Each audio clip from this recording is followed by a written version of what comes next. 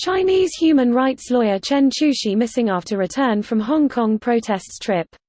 Here's a summary of the article. While in Hong Kong, Chen uploaded several video diaries and observations about the protests to his Twitter-like Weibo account, which has more than 770,000 followers.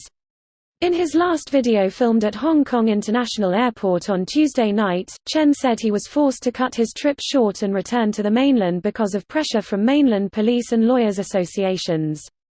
Doriane Lau, a China researcher at Amnesty International Hong Kong, said she was very worried for Chen since he returned to the mainland. Although Chen did not publicly support the Hong Kong protesters, in the past there have been cases of mainlanders harassed or taken away by the authorities after attending protests in Hong Kong, Lau said. Beijing's state-run media has aggressively criticized the protesters in recent weeks, warning that further chaos and violence would destroy Hong Kong. Zhu Jihan, a human rights activist on the mainland, posted a message on Weibo on Wednesday saying Chen had arrived back but he had not been able to get in touch with him. Chen became widely known on the mainland after winning second place in a nationwide televised public speaking competition in 2014. Wang Yaqiu of Human Rights Watch said she wouldn't be surprised if Chen was punished for observing the protests, which have plunged Hong Kong into its biggest political crisis since the 1997 handover over a now-abandoned extradition bill.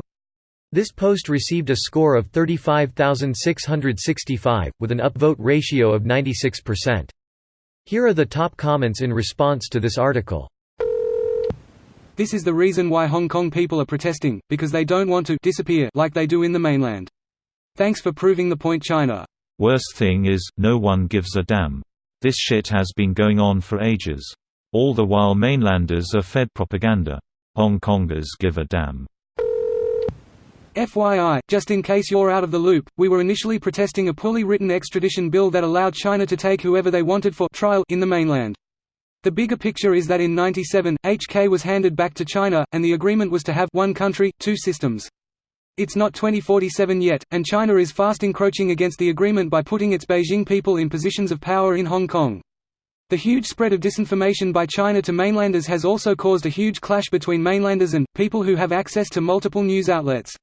So the mainlanders are misinformed because of the censorship? My admittedly naive understanding is that it's more complicated than just that. Huge changes in China would inevitably result in a lot of upheaval, and people may not consider it worth it. It's not just that the information they have is restricted, though that plays a part. What's important to people is also not universal. My experience with talking to educated mainland Chinese is that they have a good knowledge of history, recent and old, but they, 1. are as patriotic as most people in other countries, so don't expect them to badmouth their own country a lot. 2. are noticeably uncomfortable about getting into anything too controversial for obvious reasons. 3. are aware of the bad things about China. I would say Chinese are way more patriotic than other countries. For sure more than European countries, but I'm pretty sure even more than the US. There have been many protest and demonstrations outside the US, against US policies, but have not seen US citizens living abroad or US international students mobilize against those who have different opinion. Protests for Tibet, or showing support for HK, end up with groups of Chinese people attacking the protesters. The nation would be completely united, and any protests in the US or abroad against Trump would be taken as a direct attack to the US itself.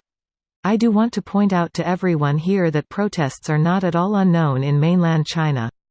Concurrent with the Hong Kong protests was a protest in Wuhan where locals were outraged that a garbage incinerator was erected without their foreknowledge right next to their homes, spewing out pollution that can be deadly to the children in the nearby schools. As I said, protests like these are by far not uncommon in mainland China.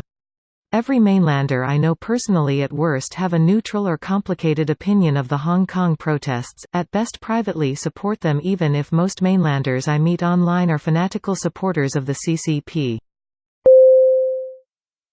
This video was automatically created by Reddit to speech.